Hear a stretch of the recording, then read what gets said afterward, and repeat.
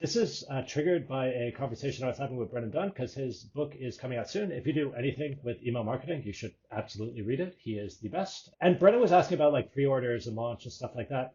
Contrary to what everyone believes, it's just not that important. So pre-orders used to matter because people were really obsessed with newspaper bestseller lists because these used to be a way to sell lots of books.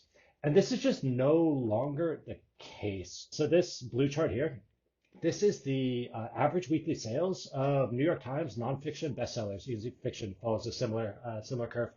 And what this is showing is that the average New York Times bestseller, they peak really early. Like the average peaks within like 4 weeks. Almost all of them peak within 12 weeks. And then since this is a logarithmic y-axis, at the end of a year, they've lost about 95% of their peak sales. And within 2 years, they've lost 98%. They never recover.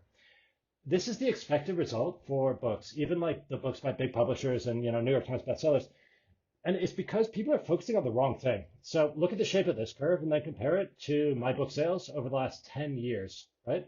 So this is 2 years and it drops off a cliff. This is 10 years. Like this is what books are trying to be designed for, right? Because all of the profit of the publishing industry comes from books that do the opposite of the average curve.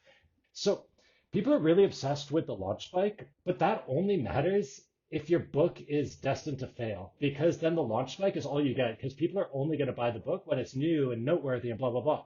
But if the book is actually useful, if it solves a problem for its readers, if it's evergreen, if it's best in category, all the stuff that should be your goal when you're sitting down to write a book, which I'm absolutely confident Brennan's book will be, then the launch spike is just trivially unimportant. Like, where's the launch spike for the mom test? There isn't one. But that book now does, 15, 20,000 a month in royalties and has sold 300,000 copies. Zero launch spike.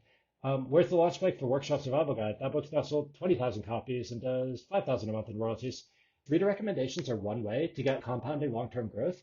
The other is to be smart about platform and email, which is, right in Brennan's wheelhouse. An example of a book that did that really well is Daily Stoic by Ryan Holiday.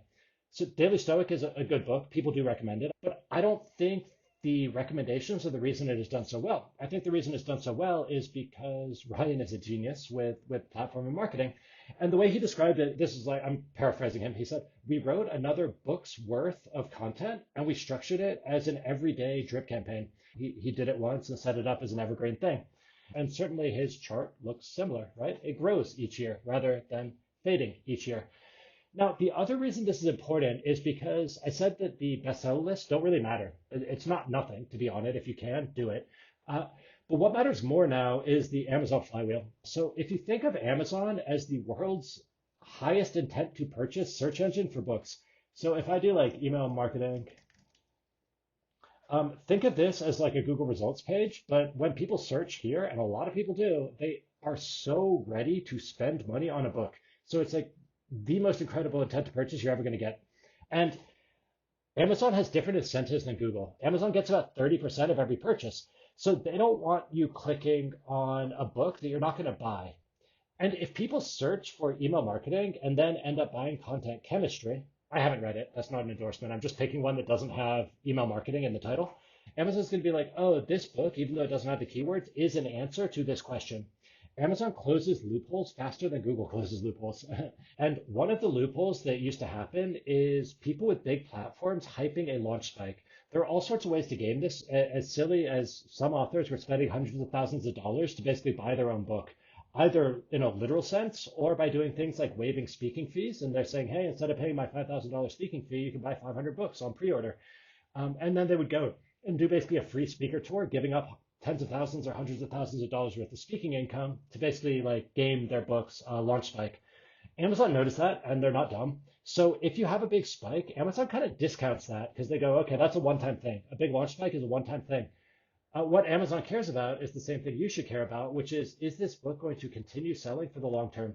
And if it does, if you can show that you have no big spike, but you've just got steady organic sales over time, Amazon's going to start moving you higher and higher up these search results, creating this virtuous flywheel, which is such a powerhouse.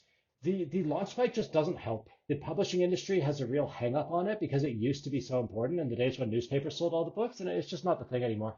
And that applies to a lot more products than just books. Books are obviously the example, but whatever your product is, right, you want this.